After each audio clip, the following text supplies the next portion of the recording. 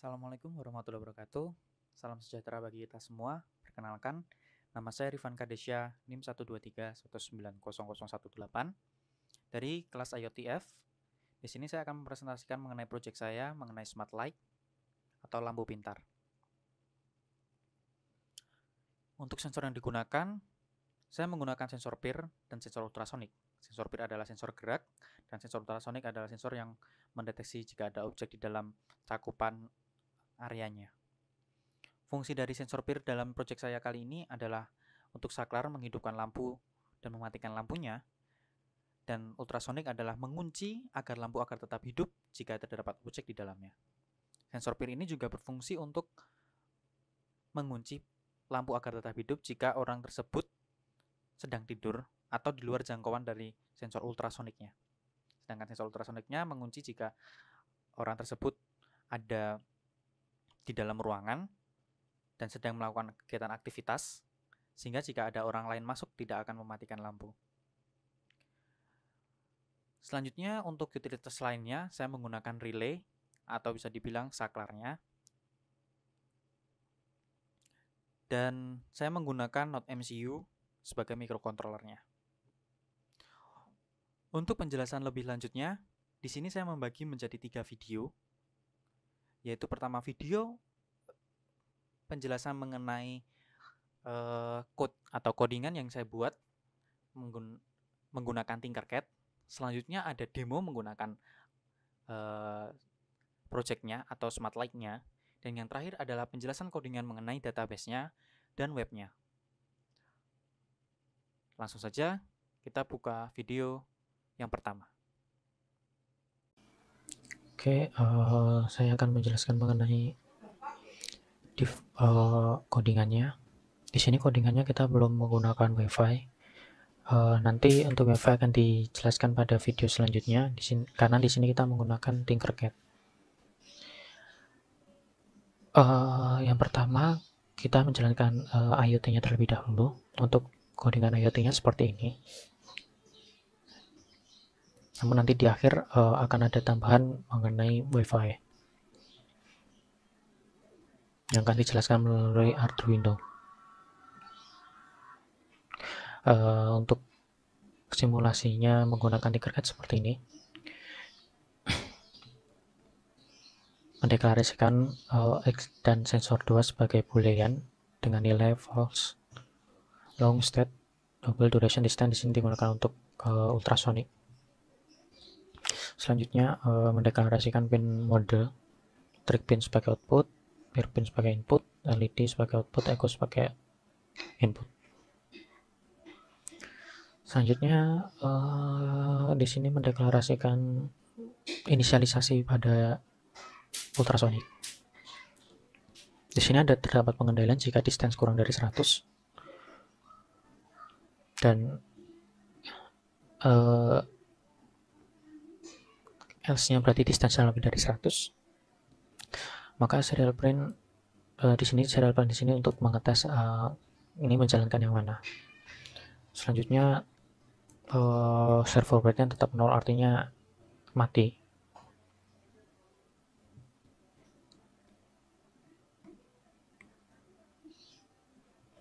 Atau LED-nya nanti mati. Selanjutnya masuk ke state. Di sini kita mendeklarasikan state sebagai digital read PIR pin, artinya membaca pergerakan pada PIR. Jika state hack artinya ada pergerakan di pin dan sensor 2 bernilai true, maka akan menjalankan ini, motion detected. Oke, kita coba dulu aja ya. State height kurang dari 100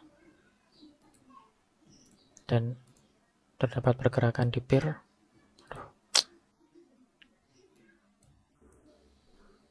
Terdapat pergerakan di PIR, maka motion detected. Selanjutnya, jika state low, motion detected seperti ini. Setelah itu jika sensor 2 false, artinya di luar jangkauan. If state high,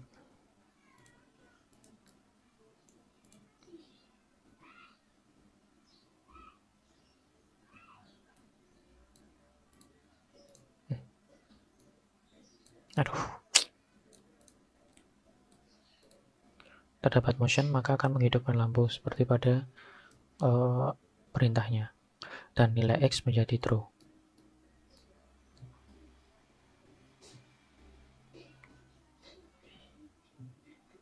Nah, jika nilai X menjadi true, nah sekarang nilai X-nya otomatis menjadi false, bernilai false.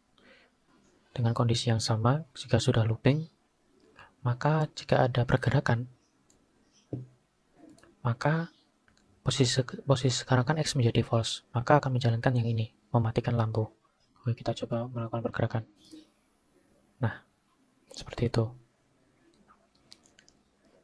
Else, jika tidak ada pergerakan, sama, jika X tetap true, maka true, jika X false, maka false. Sekarang kan posisi X-nya menjadi false, artinya dia tetap mematikan lampu, X-nya tetap dinilai false. Namun jika X-nya true, kita coba lagi, maka tetap hidup lampunya. Sebentar. Nah,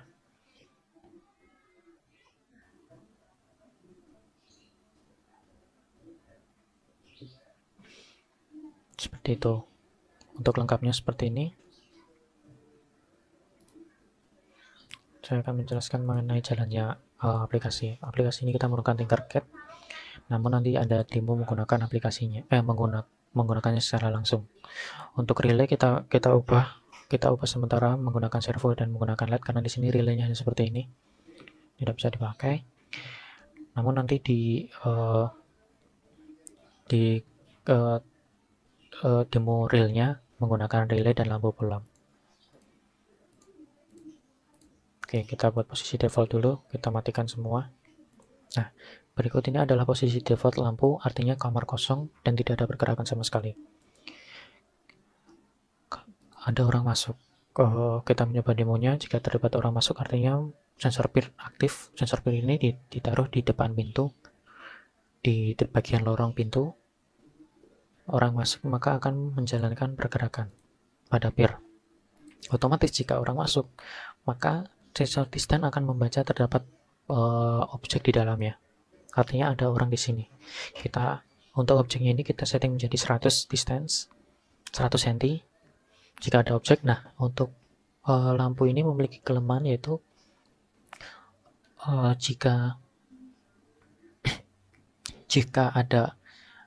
jika kamar tersebut terdapat objek, maka terdapat manusia, objek yang lain itu tidak boleh lebih tinggi dari manusia. Nah, anggap saja di bagian titik ini untuk kepala, artinya kepalanya itu masuk ke dalam distance 100 cm. Maka akan hidup lampunya. Lalu sensor PIR jika terdapat orang lain masuk, maka tidak akan mematikan lampu atau menghidupkan lampu. Alasannya karena sensor distance mengunci lampu untuk tetap hidup. Nah, sensor PIR ini tuh sebenarnya berguna untuk mengunci pergerakan jika orang tersebut tidur. Artinya kan jika orang tersebut tidur kan, maka akan sejajar dengan barang-barang yang lain. Maka sensor distance tidak akan membaca terdapat objek di situ. Nah, namun lampu akan tetap hidup. Alasannya kenapa? Karena di sensor PIR ini dia menyimpan nilai X ini. X ini itu untuk mengunci lampu agar tetap hidup. Seperti itu. Nah, lalu kelemahannya yaitu jika di saat orang tidur ada orang lain masuk, nah itu baru akan mematikan lampu.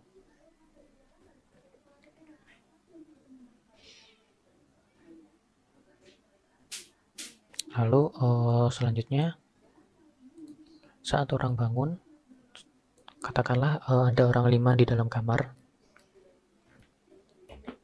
dan semua sudah bangun, maka lampu akan tetap hidup. Jika semua orang keluar semua, tinggal satu orang di dalam, meskipun melewati PIR, lampu tidak akan mati.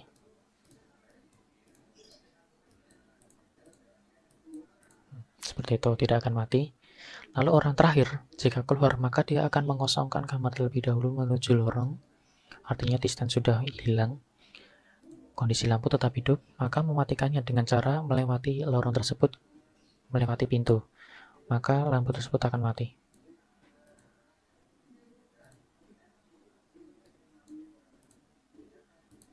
Nah, seperti itu. Selanjutnya kita akan masuk ke dalam demonya secara langsung. Untuk demonya kita menggunakan Aqua sebagai manusia. Nah, di situ lampu hidup. Di saat posisi lampu hidup ada orang di dalamnya, maka jika ada objek lain masuk, lampu akan tetap hidup. Selanjutnya, jika orang tersebut keluar, maka belum akan mati. Mati akan jika melewati pir. Nah, seperti itu. Dapat kita lihat di sisi lain, pirnya ada di putih-putih di bagian atas. Melewati pir, lampu akan hidup.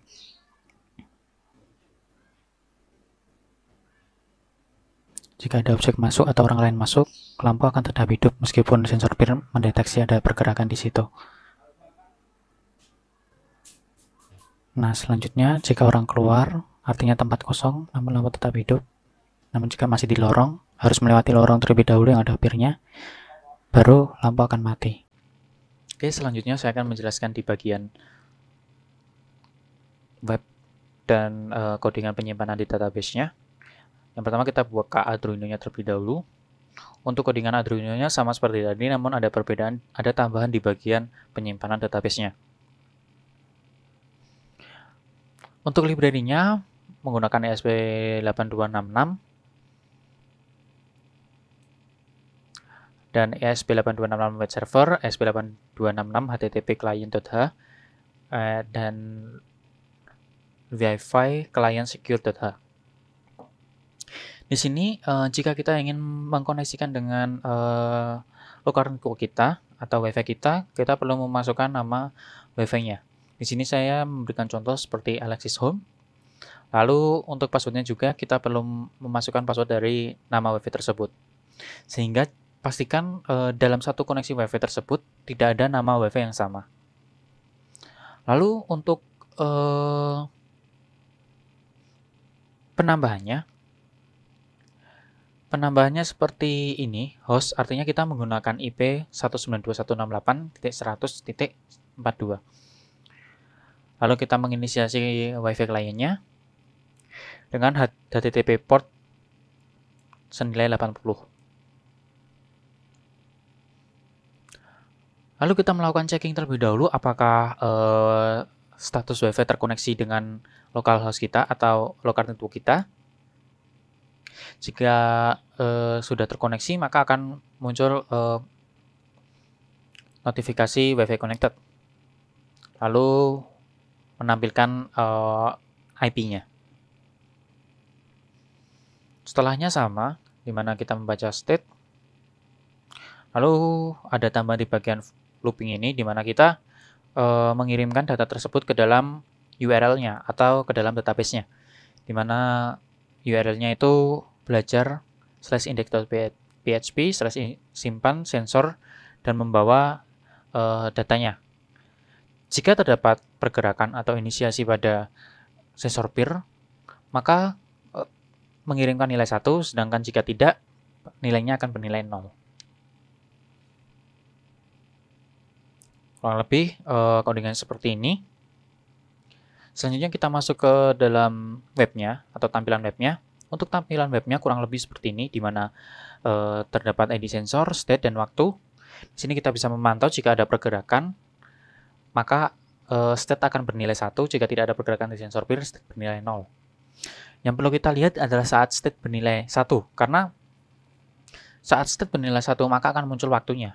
Dan jika state bernilai 0, sebenarnya ini untuk menginisiasi atau artinya untuk mendeteksi bahwa tidak ada gerakan pada saat jam tersebut. Sebenarnya yang perlu kita lihat adalah di bagian state sama dengan satunya. Sehingga kita tidak perlu memantau setiap hari di dalam rumah. Kita dapat memantaunya dari luar karena kita menggunakan web hosting juga. Jadi kita bisa mengakses alamat ini dengan atau di luar ruangan. Mungkin itu saja presentasi dari saya. Banyak kurangnya mohon maaf. Wabillahi taufiq wal hidayah. Wassalamualaikum warahmatullahi wabarakatuh.